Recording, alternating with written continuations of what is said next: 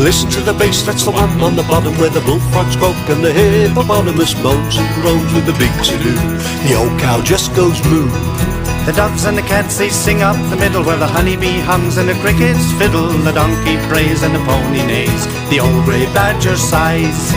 All God's creatures got a place in the choir. Some sing low, some sing high, some sing out loud on the telephone wire. Some just clap their hands, applause, or anything they got now.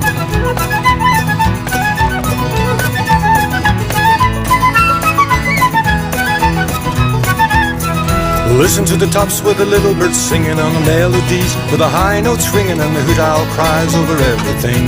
The blackbird disagrees. Singing in the night time, singing in the day. The little duck quacks and he's on his way, and the otter has not much to say, but the porcupine talks to himself. All God's creatures got a place in the choir. Some sing low, some sing high, some